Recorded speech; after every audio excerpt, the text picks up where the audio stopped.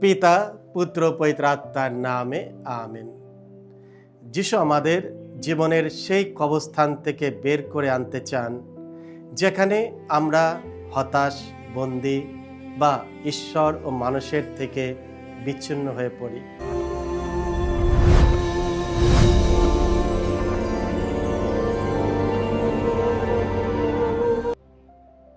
খ্রিস্টতে আমার পরম প্রিয়জনেরা, আজ 1 জুলাই, সাধারণকালের ত্রয়োদশ সপ্তাহ, বুধবার।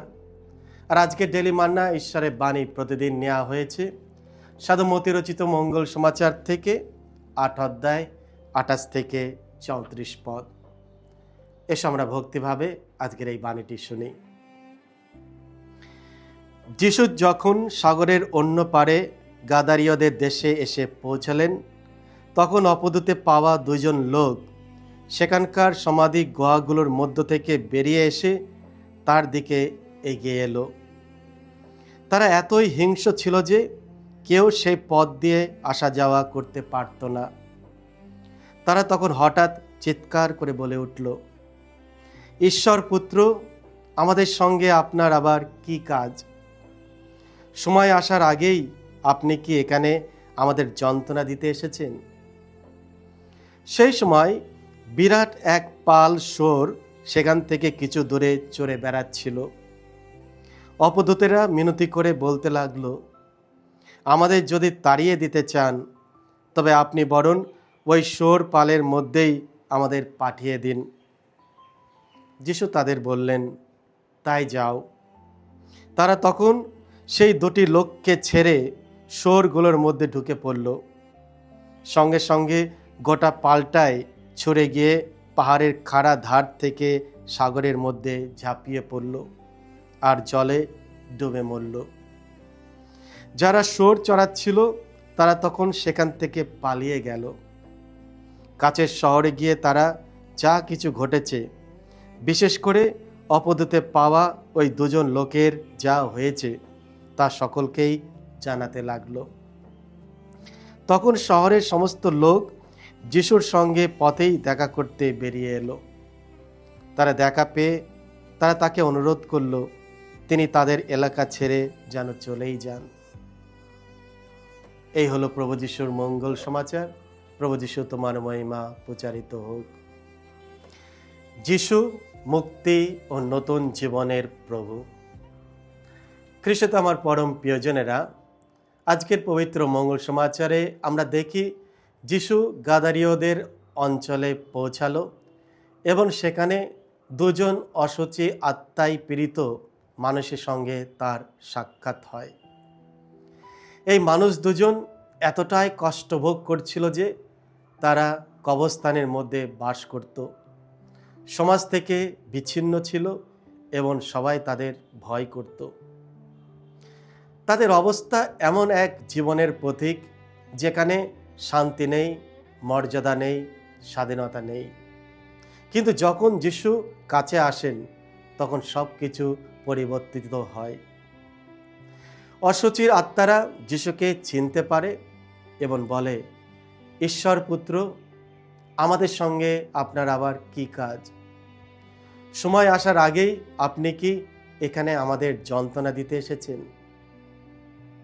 খ্রিস্টে আমার পরম প্রিয়জনেরা, তারা জানে যে যিশুর মধ্যে ঐশ্বরীয় ক্ষমতা রয়েছে।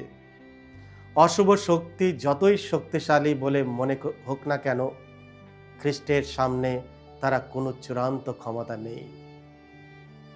আজকের মঙ্গল সমাচারে আমাদের একটি গভীর সত্য শিক্ষা দেয়। মানুষের জীবনকে ধ্বংস করে এমন সমস্ত শক্তির ওপর যিশুর পূর্ণ কর্তৃত্ব রয়েছে। তিনি কষ্টভোগী মানুষকে দোষী করতে আসেনি, তিনি তাদের সুস্থ করতে এবং মর্যাদা ফিরিয়ে দিতে এসেছেন। তিনি অন্ধকারের মধ্যেও মানুষের অন্তরের প্রকৃত মূল্য দেখতে পায়।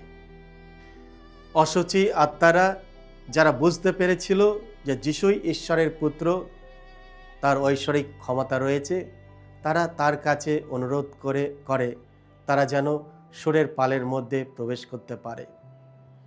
যিশু তাদের সেই অনুমতি দেন। শুয়োরের পাল পাহাড় থেকে নেমে সমুদ্রে গিয়ে ডুবে যায় এবং ধ্বংস হয়ে যায়। এই ঘটনা আমাদের দেখায় যে অশুভ শক্তির শেষ পরিণতি ধ্বংস। শয়তানের কাজ হলো জীবন, শান্তি ও আশা কেড়ে নেওয়া, কিন্তু যিশুর কাজ হলো আরোগ্য, মুক্তি এবং নতুন জীবন দান করা।